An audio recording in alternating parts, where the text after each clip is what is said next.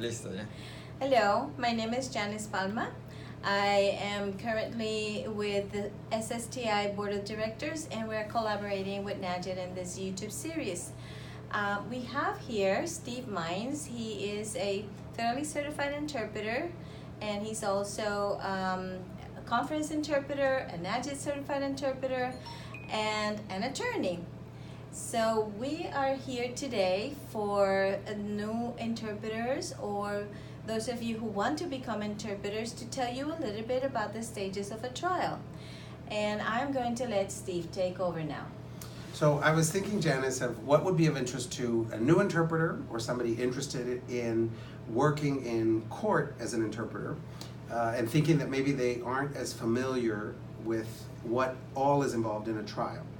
And from the perspective of the interpreter, I say, broadly speaking, there are three periods of time, three stages that involve different aspects of the interpreter and their skills. Before the trial ever starts in the courtroom, the parties will prepare documents. Some of those involve translation and interpreting. But really, the first stage that involves an interpreter is the selection of the jurors. This is, for me, one of the more exciting parts of the trial because it's very unpredictable what citizens will say when they are brought together to be chosen for a jury. As we know, the reason to select a jury in this way is to eliminate any bias against or in favor of the parties.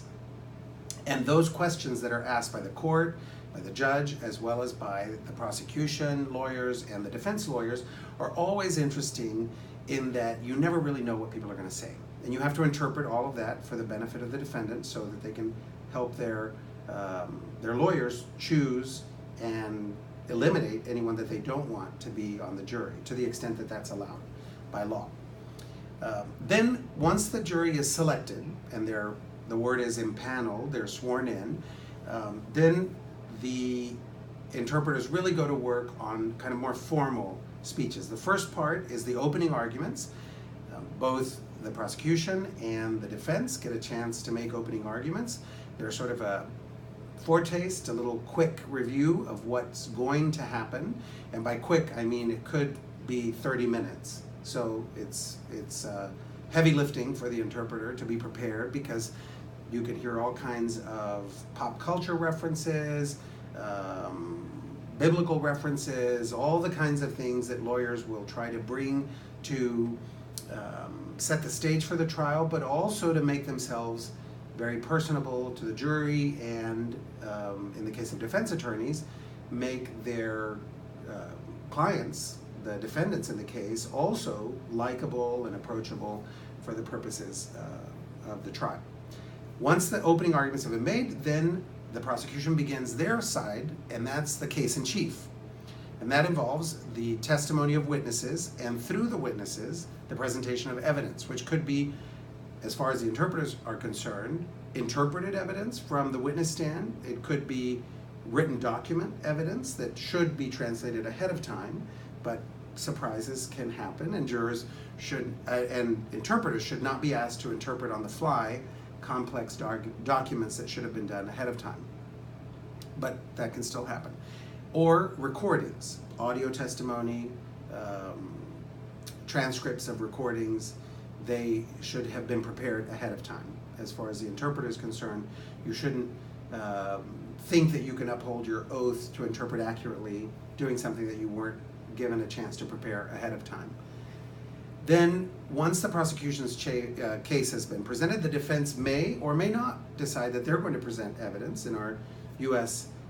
Justice system, a defendant is not required to speak in court and may just remain silent and leave it entirely up to the presentation of evidence by the prosecution to prove the case before the jury.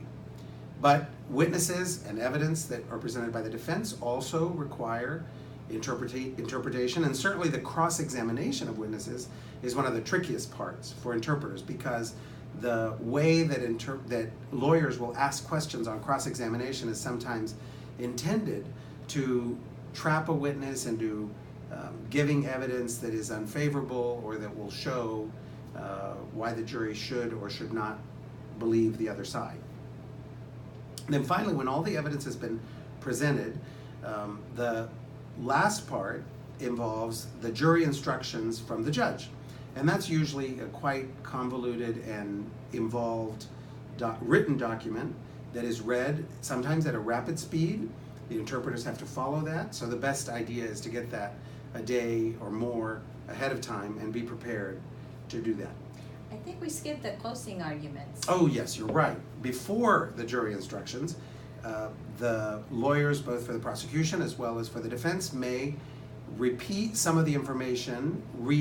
Really, it's a review of the information, because the trial could have lasted a few days, a few weeks, or longer. And so this is a chance to sort of refresh and remind the jurors of what that side has tried to prove, and why the jury should rule in their favor.